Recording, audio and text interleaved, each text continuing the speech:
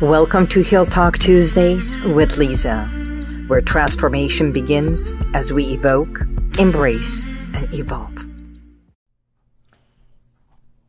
Greetings, and welcome to Heal Talk Tuesday.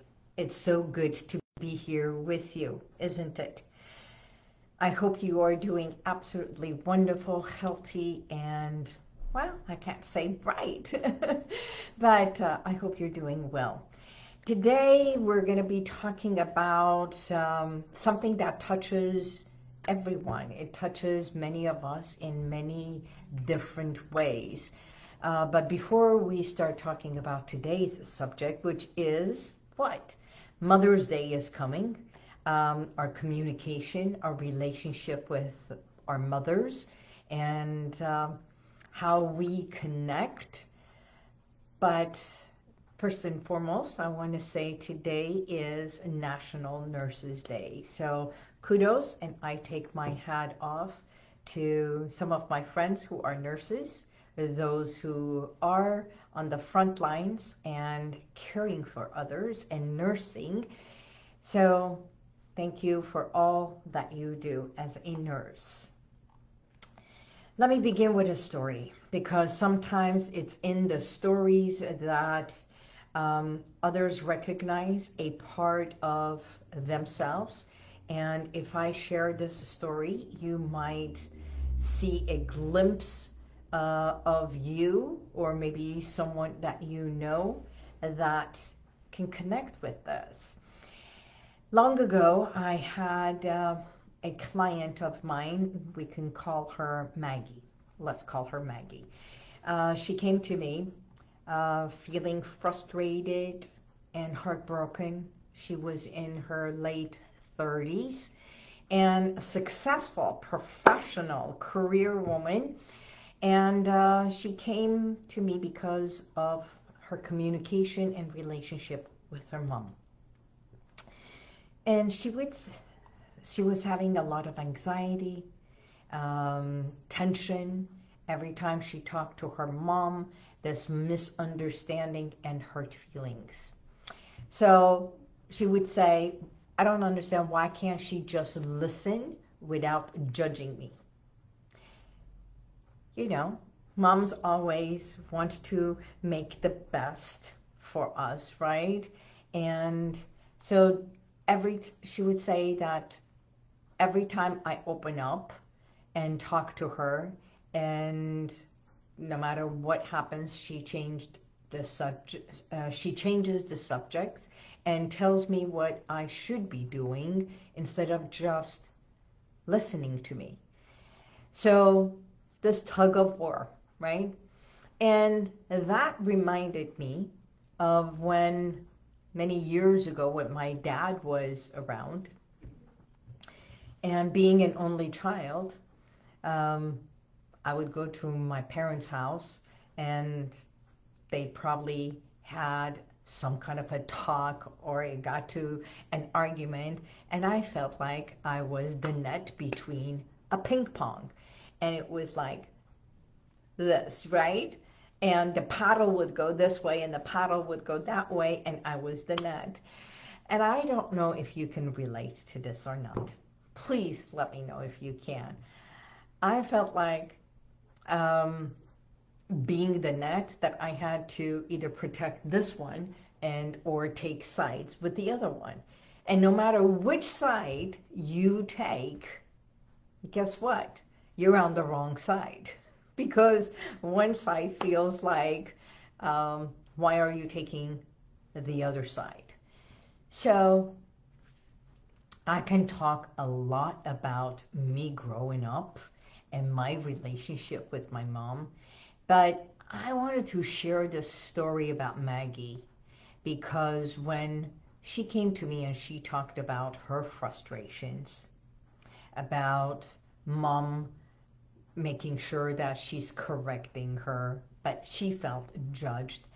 It's because underneath all of this, it's a frustration and yet something very tender. A deep yearning to feel seen and to be heard by our mom.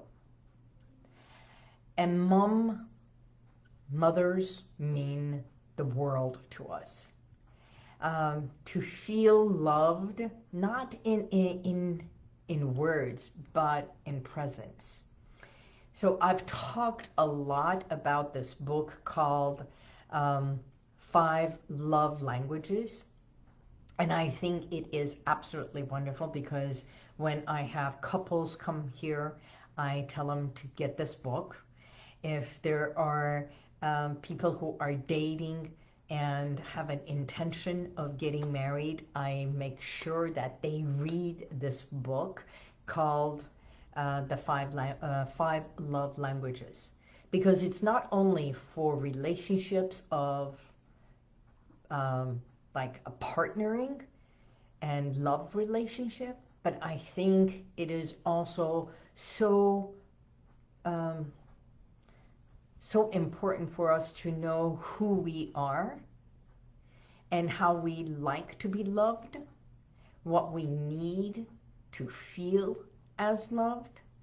And so here's my question to you. Do you know yourself, how you like to be loved?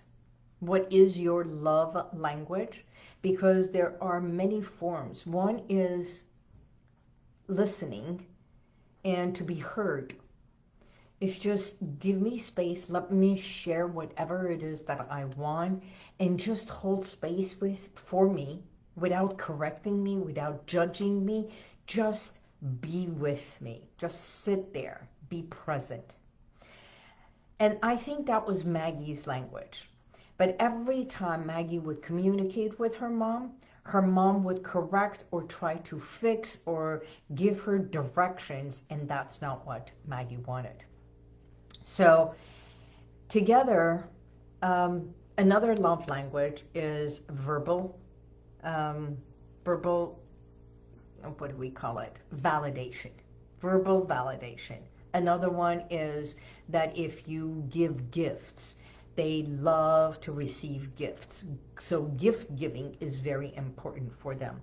Another one can be titles, validation in elevation and things like that. Money is also a part of the gift. So another one is spend time with me and let's go experience things, and time is very important. Another one is acts of service. So understanding your love language is so important. By working with Maggie, what we came to do is uncover together that it's something many of us face. We enter into conversations with old expectations. So what do I mean with old expectations? Old wounds, and sometimes even the roles of a mother and daughter, mother and son, they change, and the old wounds that we carry as children or we carry as teenagers in childhood, those wounds stay with us. I don't know what your relationship was with mom. If mom is still around, are you caring for her? Are you taking care of her? So understanding this relationship, because sometimes mom can, at my age, our moms are already in their 80s, late 80s. So when we talk about it is, I want my mom to be the same, or the bright, the gregarious, or moms who were always shy and timid and soft-spoken, and so who we see as our mom as a little girl or as a little boy and who they are today. And you may still hang on to either the old story, the history of that, or the wounds that you carried since then, and expect that your relationship is still the same. And that cannot happen. So without realizing, we're often just not communicating as adults, but as that little child. Does that make sense? Okay. So here's the thing. When we communicate from the old roles, we get stuck in the old patterns. That's it. We're stuck as the 11-year-old, the 14-year-old, the teenage, and we work. And that's one of the things that I shed a light, and I said, when we were doing hypnosis and during the session, I said, just at this very moment, how old are you? And she went straight into her teenage years. So understanding that no matter what happened at the teenage years, that's not who you are today. She is not you. You are more of an adult, you have a more understanding, but the feelings, the hurt, the resentment, the anger, whatever it was, mom could not defend you, mom did not understand you, mom did not protect you, mom was judging you, mom was competing with you. Do you see how many of those ramifications are there? And as a little girl or boy, you hold on to those. So together for Maggie, we worked through all this and literally breaking through. And we did a little bit of a breath work. We did hypnosis. And Maggie came to this aha moment. That's it. A part of healing, a part of the work that I do, you know, the 3E Boubari, the Boubari 3E method is the Evoke-Embrace-Evolve. So once we evoke it, and she got to the aha moment, once I start working with you and you get to the aha moment, that's the beginning of the healing process. Because once the light bulb goes on, you go, okay, now I get it. I am acting as a 14-year-old or 15-year-old, and that is not who I am today. So because we can't change our moms, we have to change ourselves. And that's what Maggie had to do. She could change the way she showed up in her conversations with mom. She could change the dialogue, speaking with mom.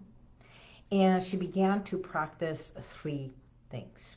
And I'm going to read this. Pause and breathe before speaking. And instead of reacting, why not just pause for a moment, take a deep breath, and speak from the adult self, one adult to another, instead of that hurt little girl. Because mom is not seeing it, because mom can be reacting to the little girl and thinking you're still that little girl. But the moment you shift and speak like an adult, then the other part, the communication stops. Instead of judging you or correcting you, it's like, wait a minute. So you can also address mom and say, Mom, today I just want you to listen. And I'm not looking for advice, but can you just hear me out? That way she knows, and she can hold off and just be present for you. Another one is when things were becoming tense for Maggie, she learned to gently steer the conversation, say, I do love you. And we need to pause and talk this over. Again, I don't know where you come from, but some families are very affectionate, hands-on, touchy-feely, kissy, you know. And then there's others, we know our parents love us, but we're not touchy-feely, kissy. And you may yearn another family that is touchy-feely, kissy. Or you might say, that's different. That's not who I am. And believe it or not, how we grow up and what we see in our household becomes our own platform, and we either stay in the same realm or we choose to be different. And to be different in our family, to be different with our children. So I would love to hear from you as to how was your household? And did you change it for your family with your children? Or did you stay the same? That's because that's how you were brought up. Okay? So over time, Maggie noticed that something incredible is happening. And as she shifted herself, her mom softened too. So they became in a conversation, not a perfect conversation, but better communication. And that helped what? It helped Maggie heal. You see, because when we start walking on eggshells, because mom is always judging or trying to fix something, and you feel I'm not good enough, or I don't look good enough, my body is not good enough, my hair is not good enough, what I do is not good enough, not because mom says you are not good, but she wants you to be better, right? But the kid does not hear that. And that's where the healing comes. That form of communication, when she shifted the communication with her mom, her healing started. For her to realize that she is good enough. And once what it used to end with tears, now it often ends with a small smile and thank you, and what else is happening, and what else can we do together. Now it's like looking forward to the communications. So I know I'm saying this, and I know it's resonating. Maybe someone you know is having a difficulty and they shared it with you. So let me ask you this. How do you currently communicate with your mom? And if mom is present? Or how do you communicate with your child? Or with your siblings? Even siblings, brother and sister, sister to sister, growing up in a home or a household that the communication was not open, or maybe it was too open and anything goes, and it's like it's so easy to talk about just about anything. And if your mom is not here, then bless her heart, bless her soul. And those of you who still have mom, I hope you find a better way of communicating. And if your relationship is absolutely amazing, then lovely. So my second question that I would love to hear from you is, are there old patterns or unspoken expectations at play? Are there expectations from your mom or maybe even your sibling that you have not communicated, that you have not shared or opened up? It's like communication is so much in the surface, but nothing serious, because you don't want to bring up or hash the things that are from long time ago, and that hurt stays on and on and on. It's just like you keep putting more lid on it. And guess what? Whatever is underneath it, underneath anger, resentment, is what? Hurt. Unspoken, unresolved hurt. And it's the hurt, as I said, of the little inner self. And I love talking about inner self instead of inner child, because the inner self can be at age 15, not a little girl or little boy. Make sense? So just like Maggie, when she started communicating with her mom better, her healing started. And her communication with her younger sibling became better.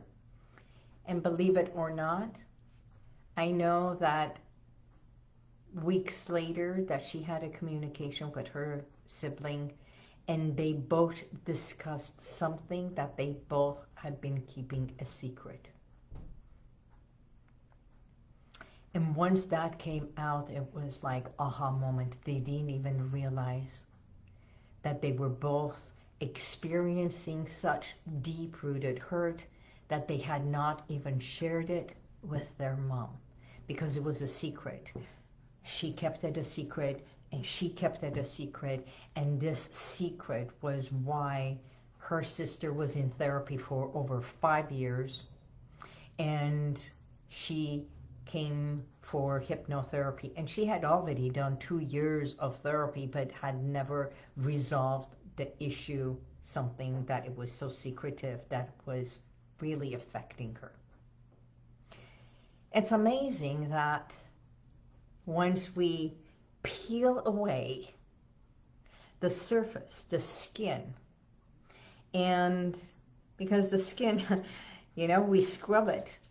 Even when you go, even doctors and nurses, when they want to go to surgery, even though when they wear gloves, they literally have to scrub their hands, their fingers underneath the nails, and then put the glove on. And we forget that sometimes we have to scrub our own skin because there is a lot of dead skin. I hope this makes sense to you. So remember, communication is less about the words that we say and more about the energy that we bring when we communicate. So here's how I love to practice. I would love to give you something for you to practice at home on your own. I wrote this down.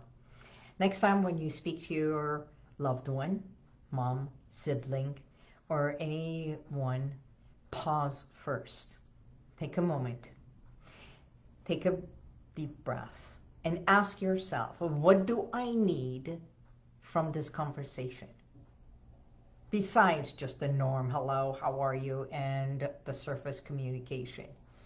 Am I willing to listen with love, even when it's a hard conversation? And this is also for moms with your children. Are you ready just to listen without fixing, without judging? How can you respond, or how can I respond rather than react?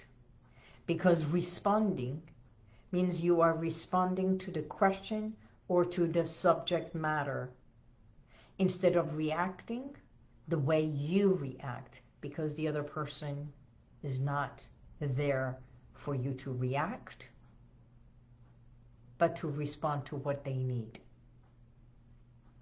Because those are small little shifts in communication. And those shifts have a rippling effect, just like that stone that we cast in the water and you see the ripple, and that effect go round and about, round and about, round and about, right?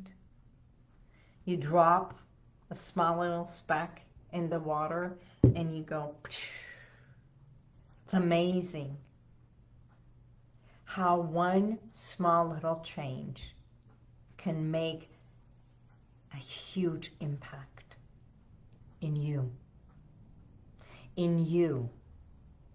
because you are the one that needs to heal, and then heal the communication, and then heal the relationship. Because everything starts with you.